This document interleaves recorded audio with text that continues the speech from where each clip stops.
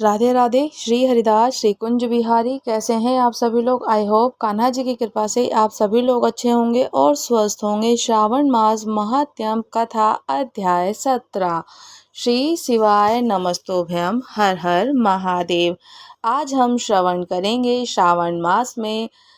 श्रावण मास की अष्टमी को देवी पवित्रारोपण और पवित्र निर्माण विधि की नवमी का कृतज्ञ।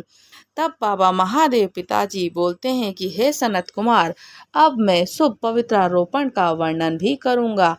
सप्तमी तिथि को अधिवासन करके अष्टमी तिथि को पवित्र को अर्पण करें, और जो पवित्र बनवाता है जो उसको पुण्य फल को भी सुन लो। सभी प्रकार के यज्ञ व्रत दान करने से सभी तीर्थों में स्नान करने का जो फल मनुष्य को केवल पवित्र धारण करने से प्राप्त हो जाता है, क्योंकि भगवती माँ जगदम्बा शिव सर्वव्यापिनी इस व्रत से मनुष्य धनहीन नहीं होता और उसे दुख पीड़ा व्याधि भी नहीं होती है। उसे शत्रुओं से भय भी नहीं होता, वह कभी ग्रहों से पीड़ित नहीं रहता। इसमें छोटे बड़े सभी कार्य सिद्ध होते हैं। हे सनत कुमार, मनुष्य और राजा के विशेष कर स्त्रियों को पुण्य की वृद्धि के लिए इससे श्रेष्ठ कोई अन्य व्रत नहीं है। सौभाग्य प्रदान करने वाले इस व्रत को मैंने आपके प्रति स्नेह के कारण बताया है। हे ब्रह्मपुत्र, हे सनत कुमार, मैं आपको जो इस व्रत का श्रावण मास में शुक्ल पक्ष की सप्तमी तिथि को अधिवासन करके देवी के प्रति उत्तम भक्ति से प्रसन्न हो मनुष्य सभी सामग्रियों से युक्त होकर सभी पूजा द्रव्यों से गंध पुष्प फल आदि अनेक प्रकार के नैवेद्य वस्त्र भरण आदि संपादि इनको शुद्धि करनी चाहिए, और इसके बाद पंचगव्य का प्राशन कराएं, चरु की दिग्बली प्रदान करें, अधिवासन करें। उसके बाद सदृश्य वस्त्रों से पत्रों से इस पवित्र को आच्छादित करें। पुनः देवी के उस मूल मंत्र को और 100 बार अभिमंत्रित करके सर्व शोभा संवनित उस पवित्र की देवी को समक्ष स्थापित कर दीजिए। इसी के बाद देवी का मंडप बनाकर रात्रि में जागरण करें और नट नर्तक के वरांगनाओं से विधि पूर्वक कुशल से गान बाजन करें। कला में प्रवीण लोगों की देवी के समक्ष स्थापित कर दीजिए और उसी के बाद प्रातः काल विधिवत स्नान करके पुनः बलि को प्रदान करें। इसके बाद विधिवत देवी की पूजा करके स्त्रियों और द्विजों के साथ भोजन कराएं। पहले देवी को पवित्रक अर्पण करें, अंत में उनको दक्षिणा प्रदान करें। पहले देवी को पवित्र अर्पण करके दक्षिणा प्रदान कर दें, फिर अपनी सामर्थ्य के अनुसार कार्य सिद्धि करने वाले उस नियम को धारण करें। राजा को प्रत्यन पूर्वक स्त्री के प्रति आसक्त जुआ आखेट मांस आदि का परित्याग कर देना चाहिए। ब्राह्मणों को आचार्य को स्वाध्याय और वैश्यों को खेती का कार्य व्यवसाय नहीं करना चाहिए। 7, 5, 3, 1 अथवा आधा दिन ही त्याग पूर्वक रहना चाहिए और देवी के कार्यों में निरंतर अपने मन में आसक्ति बनाए रखनी चाहिए। है मुनि श्रेष्ठ, जो बुद्धिमान व्यक्ति विधान पूर्वक पवित्र रोपण नहीं करता उसकी वर्ष भर की पूजा व्यर्थ नहीं होती। मनुष्य को चाहिए कि देवी पारायण भक्ति से संपन्न होकर प्रत्येक वर्ष भर शुभ पवित्र रोपण अवश्य करे। अर्क अथवा सिंह राशि के सूर्य में प्रवेश करने पर शुक्ल पक्ष की अष्टमी तिथि को देवी को पवित्र अर्पित करना चाहिए। हे सनत कुमार, इसके ना करने से दोष होता है, इसे नित्य करना बताया गया है। तब सनत कुमार बोलते हैं कि हे देवों के देव महादेव, हे स्वामी, आपने जिस पवित्र का कथन किया है वह कैसे बनाया जाना चाहिए और उसकी संपूर्ण विधि बताइए। तब बाबा महादेव पिताजी बोलते हैं कि हे सनत कुमार, स्वर्ण तांबा चांदी रेशमी वस्त्र से निकाले गए कुश काश अथवा ब्राह्मणी के द्वारा काटे गए कपास के सूत्र को तिगुना करके पवित्रक बनाना चाहिए। उसमें 308 तारों का पवित्रक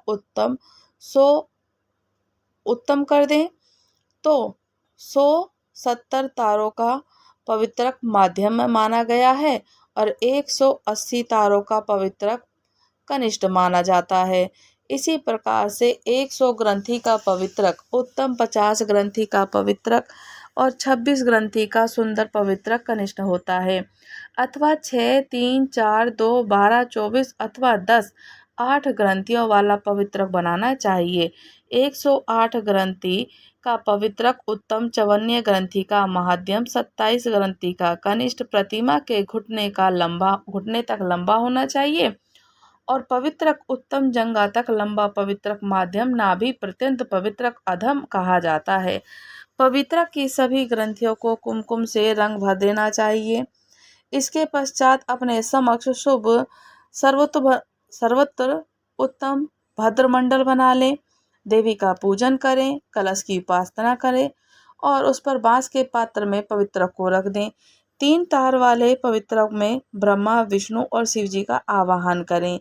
इसके बाद सुनिए, 9 तार वाले पवित्रक में ओंकार, सोम, अग्नि, ब्रह्मा, समस्त नाग, सूर्य, चंद्रमा, शिव जी और विष्णुदेव जी की स्थापना करें। हे सनत कुमार, अब मैं ग्रंथियों में स्थापित किए जाने वाले देवताओं का भी वर्णन करूंगा।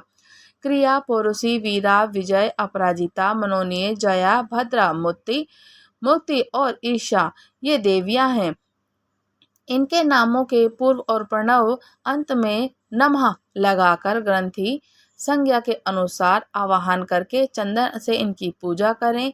इसके बाद प्रणव में अभिमंत्रित करके देवी को धूप अर्पण करें। हे सनत कुमार, मैंने आपसे देवी के इस शुभ कर्म पवित्रारोपण को वर्णन कर दिया है। इसी प्रकार से अन्य देवता को भी पवित्रारोपण प्रतिपदा और तिथियों को ही करना चाहिए। मैं उन देवताओं को आपको बताता हूँ: कुबेर, लक्ष्मी, गौरी, गणेश, चंद्रमा, बृहस्पति, सूर्य, चंडिका, अम्बा, वासुकी, ऋषिगण, चंकपाणि, अनंत, शिवजी, ब्रह्मा जी और पितृ। इन देवताओं की पूजा प्रतिपदा तिथियों में करनी चाहिए। ये मुख्य देवता का पवित्र रोपण है और अंग देवता का पवित्रक 3 सूत्रों का ही होना चाहिए। ईश्वर बाबा महादेव पिताजी बोलते हैं कि अब मैं श्रावण मास में दोनों पक्षों की नवमी तिथि के करने कृतज्ञों को भी बताऊंगा। इस दिन कुमारी नामक दुर्गा की यथाविधि पूजा करनी चाहिए। दोनों पक्षों की नवमी के दिन नक्त व्रत भोजन करें और व्रत करें। उसमें दुग्ध और मधु का आहार ग्रहण करें, उपवास करें। उस दिन कुमारी नामक पापनाशनी दुर्गा चंडिका की चांदी की मूर्ति बनाकर भक्ति पूर्वक सदा उनका अर्चन करें। गंध, चंदन, कनेर, पुष्प, दशांग, धूप, मोदकों से उनका पूजन करें। उसके बाद कुमारी कन्या स्त्री विप्रवर श्रद्धा पूर्वक भोजन करें।